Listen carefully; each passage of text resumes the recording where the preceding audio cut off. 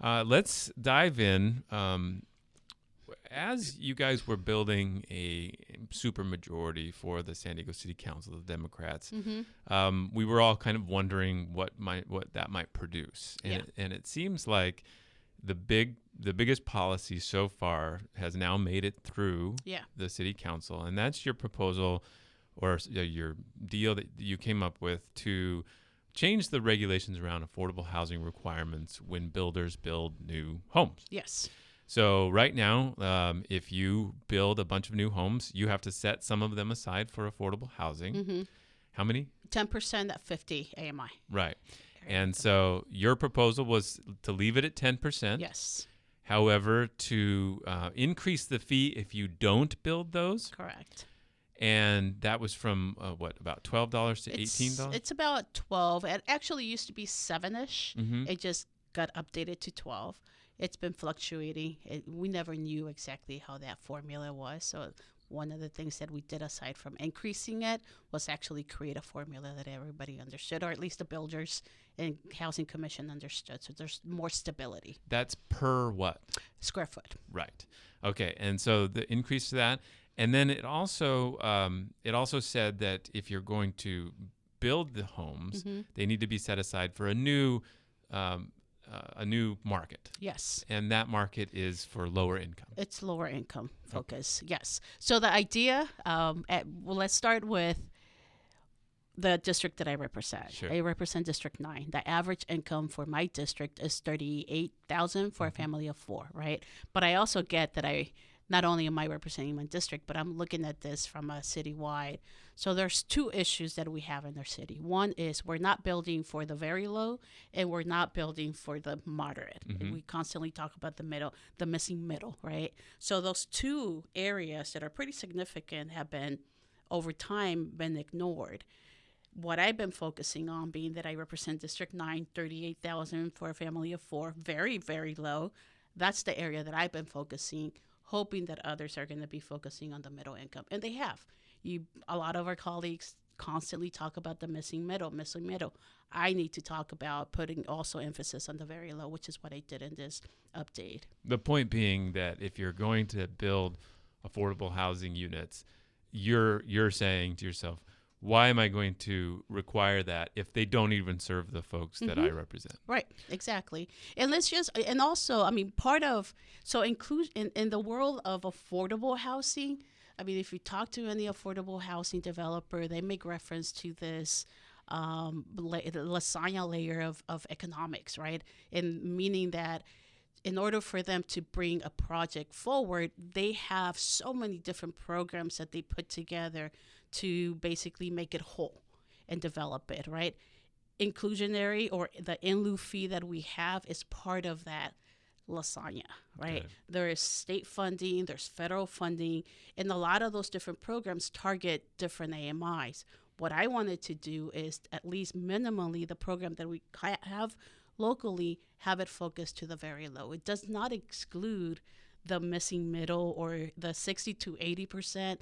The state supports those types of projects. So if they were to go after that money, the project doesn't mean that it's just going to be 50% below. It really depends on how the project gets funded. If it's getting local money, some of it will be for the very low. So let's make sure people are following along. What we're talking about is very complicated. Yeah, we're talking about area median income. So this is the if you say 50%, if you have an area median income of $100,000, 50% of that would be 50. Correct. And so what you're saying is that you wanted to lower, if you want to get one of these homes, you're going to have an income that is very low. Correct. And that's set aside. And what you're clarifying just now is that that's just one part. That's just one part of the formula of making affordable housing projects. Right. Now, there was a consideration you had to maybe actually just forcing them to build these units as opposed to letting them pay the fee. That was part of the conversation, yeah. And you abandoned that because you felt you were compelled by their arguments that would be too much of a burden? I was compelled by the affordable housing developer. So we have 2 different types of developers in town, right? We have the market rate developers, and then we have the affordable housing developers. The market rate developers basically have, for the most part, if you look at the history of inclusionary since it started in 2003, but then it got sued, and that's when this whole conversation started with Tony Atkins. It was just built on site. Mm-hmm. It got sued, and inclusionary came, right? The in-lieu fee, in-lieu fee. So then, ever since then, if we look at the trajectory of inclusionary housing, for the most part, developers have been choosing to pay because, in theory, it's kind of cheaper for them to do that. So it's been easier for them to go on that path. So our inclusionary ordinance really was you pay a fee. Yeah. It wasn't develop. Right. So I was trying to change that. I could have done it with get rid of the in-lieu fee. Right. That was pretty much straightforward, right? But I was also pretty compelled by the affordable housing developers who actually tap into this fund to be able to bring state money to the local. So yeah. I'm trying to create a balance here in terms of, for the big projects, if it makes sense to build on site, then they're going to do that, right? But then for those projects that it might be smaller or they might not want to do it, there's still that option. But they're going to think about it more. Yeah, okay. So that was the point, is to make it a little bit harder decision Right. to pay the fee as opposed to building it on site. Correct. Okay. There was substantial, you talked for months and months with the builders about this. Practically a year. Okay. And there was still substantial concern as it headed towards the city council decision. And the builders in particular seemed to they wanted a lower fee. Correct. And then they also wanted to make sure that when they had to build affordable units, that they could market those to higher income folks. And I guess I don't understand why, A, they were so passionate about that, and why, B, you were so passionate about not letting that happen. Yeah. So help me understand, why is that such a big deal? Well, let me tell you what occurred. So almost a year I've been in these conversations with a lot of stakeholders. The BIA was part of that, right? So the final product that got introduced to rules, there were maybe 3 to 4 different drafts that got us to introducing it to rules. From rules committee, so that means some changes occurred, right? And then in the spirit of wanting to make this move forward, I was trying to compromise. So it came to rules. Literally, I kid you not, maybe 30 minutes or maybe an hour walking into rules, the industry was in my office and saying, hey, if you just do these things, we'll be there, right? And part of those things was ensure that, because this is going to be a phase-in process, we're not going to start date as soon as it gets implemented. I gave 3 years, and always from the beginning, my understanding, the 3 years was going to be 3 years. I didn't catch it when it got put on paper that in theory was 2 years. Mm-hmm. So they flagged it, and I agreed. I'm like, you will get 3 years, so I will fix it. And then they wanted other things, and I just couldn't do it. I'm like, look, we've been at the table for a while already. I've been already compromising. I need to move the conversation with my colleagues to try to land somewhere. We need to stop this, right? So I introduced it to rules. It got changed somewhat. And I started with the fee of $25. What it got out was $22. That was yet another compromise. So we're in version already number 5. Yeah.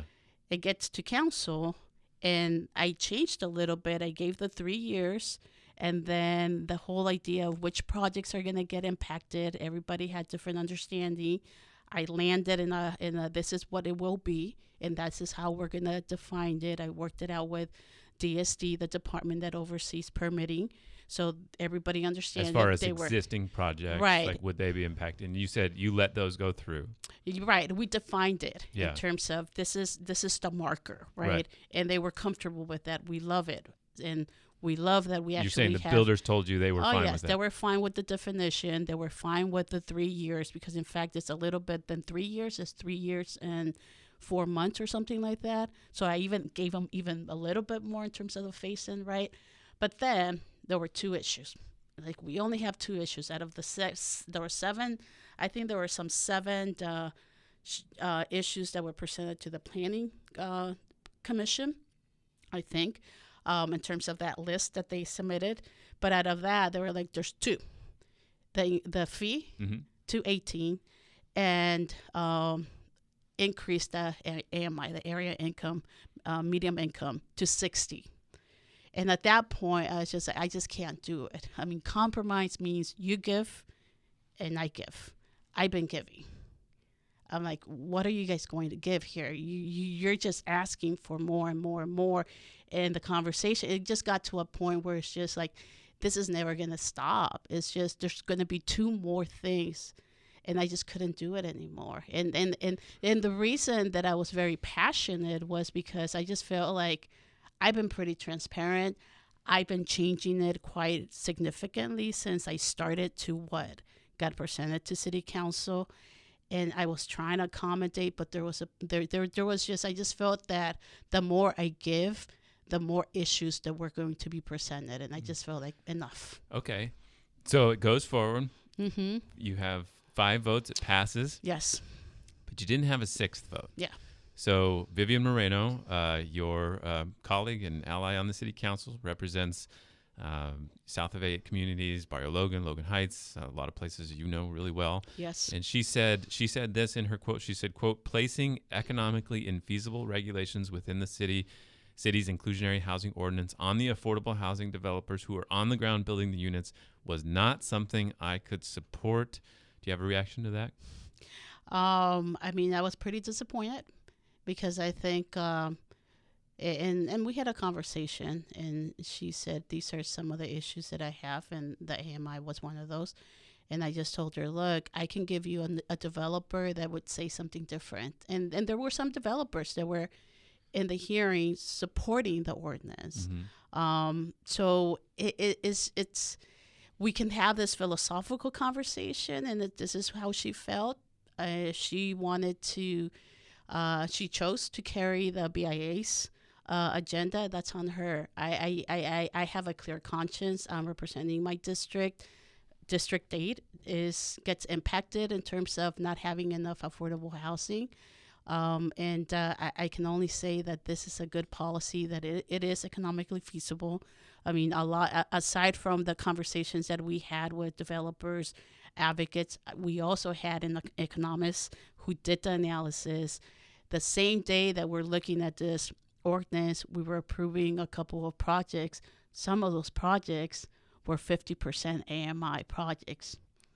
So to say that it's not feasible, but yet we just approve a project, I question it. So let's highlight your point you're making. So the rule you want is that these units will be at 50% the area median income if they're set aside for affordable housing. For inclusionary. For inclusionary. Yes. If you're building them on site. For the City of San Diego's inclusionary ordinance. And she and these builders are saying it's unfeasible. It's not feasible to do that. Mm-hmm. So we need it at 60%. Mm-hmm.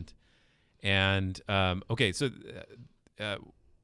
this transitions now to a political question. Mm-hmm. So if this goes, if this goes to the mayor's office, he has an option now to veto it. Correct. And if she stands with that point, then you guys can't override that veto. Correct. Is that? Are you going to work out a deal? Can you work out a deal with her before that happens? I just feel that the only deal, and it's not just her. I mean, if you heard Mark Kersey. Sure.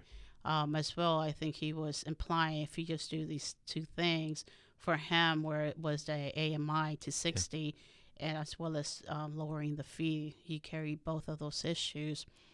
I could do that. I'm not sure if I want to go there, because I honestly do believe that I worked significantly to get to something that I just felt that it was good. And this is a good policy. If the mayor is to veto it, then that's a different conversation that we will have. Yeah. that brings up other political considerations. Mm-hmm. He has a lot of priorities of his own. Yes. A coalition that's ongoing, trying to pass a convention center, a hotel tax increase Mm-hmm. that would fund also the convention center expansion, but also some affordable housing and homeless services issues and roads. Is that something you would feel would be in jeopardy were he to veto something like this? Well, I can tell you that inclusionary housing is probably for this year is the biggest thing that I'm doing. And everybody in council, everybody, as the mayor knows, they know that. So I feel that I've approached this conversation and I managed this conversation in a very transparent, honest way. And I've tried working with the industry, the building industry. And I also have the people that I represent. Once again, I'm going to go back to that 38,000 for a family of four means that we need more of that type of housing because they're not finding housing. So that impacts people. So I'm trying to balance this influence of a policy that is going to deliver something to the people and also try to figure out a way that I'm working with the developers that yet I do not want to kill the industry, which they're framing it as this is going to kill the industry. And actually have that ancillary consequence of creating fewer units, even Correct. though more are required. Which is right, exactly. And so I knew if in my heart, I knew that this update was going to do that, I wouldn't do that. So you have to decide if they're bluffing about that and will continue to build and you can call them on that bluff and require more, or if you literally will hurt their ability to build. And if I were to do that, if I see that, I'll be the first one to say, hey, let's reconsider inclusionary. Okay. Fascinating. So I do not want to ignore your question, though. That was not the question. Right. The question was about the projects that the agenda that the mayor has. I've been a good ally. You have. And he's been a good ally. He's been very supportive of the work that I've been doing around transit. And I'm appreciative of that. But this is important. So if this were to go down, I would engage differently. An interesting political moment. There's always something in the summer in city politics. I know, right? Every right summer. Before we go out. Yes.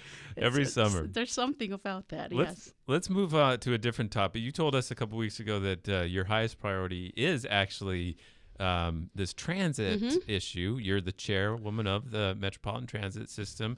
You want to raise the sales tax. It's called not enhance SD. It's Elevate SD. Elevate. Yes. We're elevating San Diego. I'm high. There you go. Love it. So the tax increase would be a sales tax increase, and it would you've been doing some research with your community about how it would do it, and we found that somewhat fascinating. The community wants more buses more often. They don't care about congestion relief. Frequency is really important. The people who use transit want it to work better for them. Okay, but you're also going to have to balance some other questions out there. One of the things I wanted to ask you first about is we had Mary Salas on our live podcast a couple of weeks ago. Yeah. And she's the mayor of Chula Vista, and she said, we asked her about this. Chula Vista has already raised their tax a couple of times recently for their own fiscal issues in Chula Vista. And she said it would be difficult for the public to accept in Chula Vista this sales tax increase after they've already done it a couple of times. She didn't say she would oppose it, but she's kind of clearly trying to find her footing on this issue or sympathize with people who would be frustrated with the tax increase. Yeah. If you don't have Chula Vista, this is not going to win. Correct. So how are you going to overcome that? Well, so the things that we've been doing since I started this whole process of Elevate SD, I created an ad hoc committee within the board last year, and then the outcome of that was, okay, let's start putting some money to start a process. So Elevate came from the ad hoc committee. The number one thing that we did right away was we brought a bunch of consultants. Most of them were people that actually helped out LA do their tax for transit. But the first thing that we did, we did this preliminary poll. And I was actually pretty surprised to get the report back. I thought it was going to be less of a support, and I was going to have to work even harder to make it feasible for my board members to be on board on this whole journey of elevated state. But 70% of the folks that we polled, voters throughout our region, Chula Vista included, are supportive of doing a transit tax, a tax for transit. So I was really I was extremely happy when I heard that. I thought we were going to be maybe at 55, maybe 60. If 60 came, I was like, okay, that's good. But to get 70%, that was pretty significant. The follow-up of that was we also did some focus groups.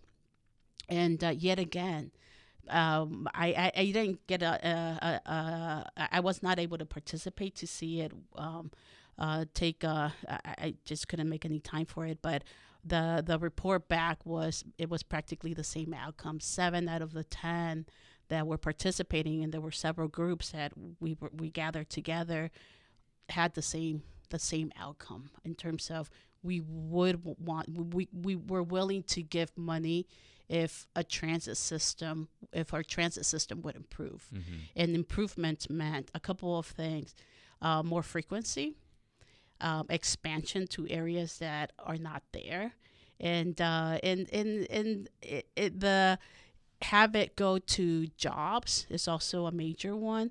The other piece that I find really interesting is folks are okay creating better opportunities for low-income people, which is interesting to see. I was surprised. I want to believe that we all have a good, kind heart, but sometimes the realities are a bit different. But to have seen that and people are supportive of that, that was pretty, actually, there was some hope, which I thought it was great. Now, some of the reporting that we got from that poll from the South Bay was pretty supportive of this Mm-hmm. measure. And so now let's fast forward to the now. What are we doing? We've been actually going to the communities. We've been working with the business industries. We're talking to the educational institutions from elementary, high school, colleges, South Bay, EDC. We've had a couple of forums with them, and there is appetite.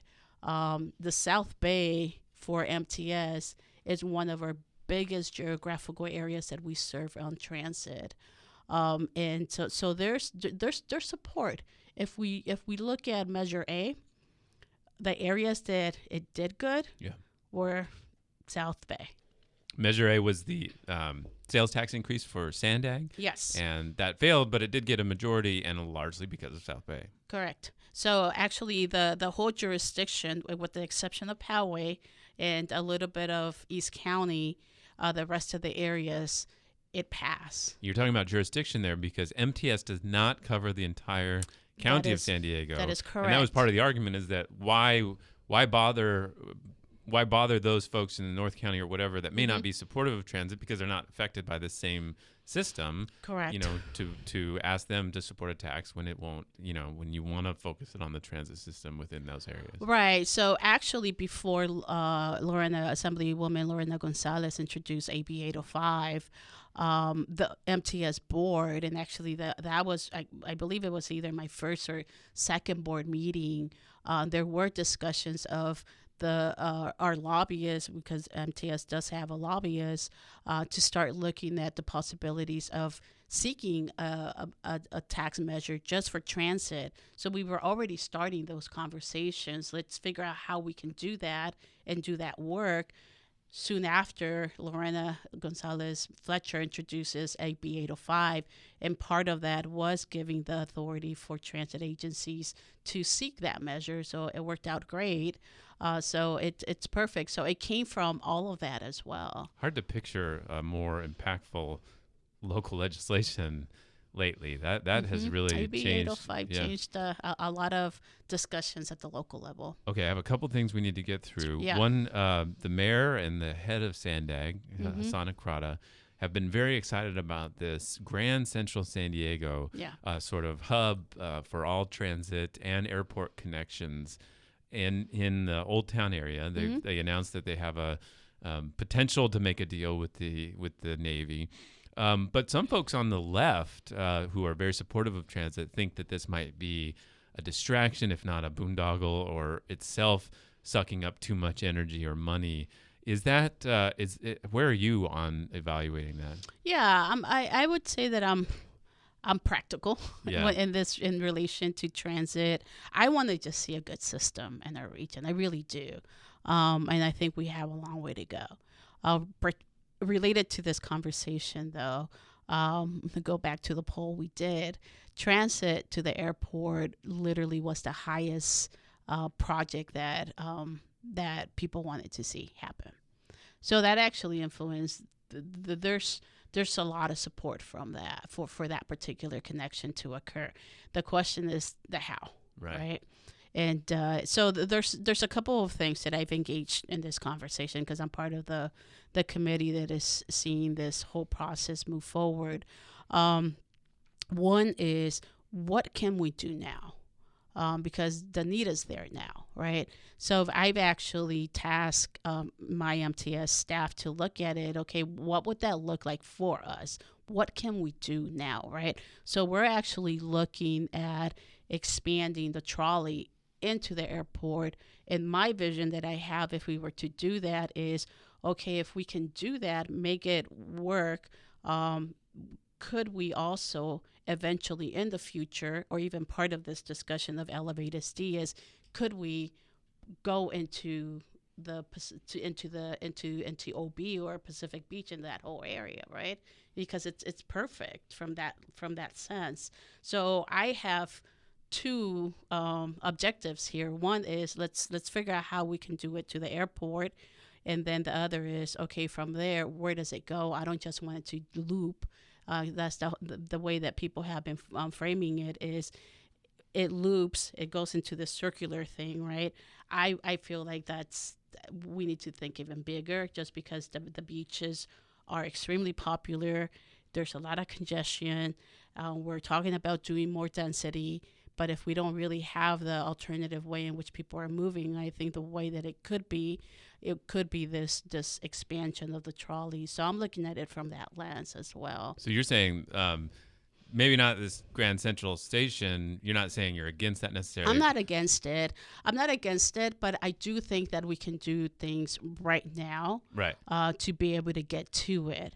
If Grand Central, or whenever we do get to the Grand Central, because we got to think about it. And I had these conversations both with the mayor and Hassan.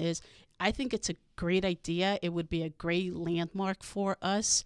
But at the end of the day, it's going to require a lot of work. This is not we're going to break ground next year or 5 years.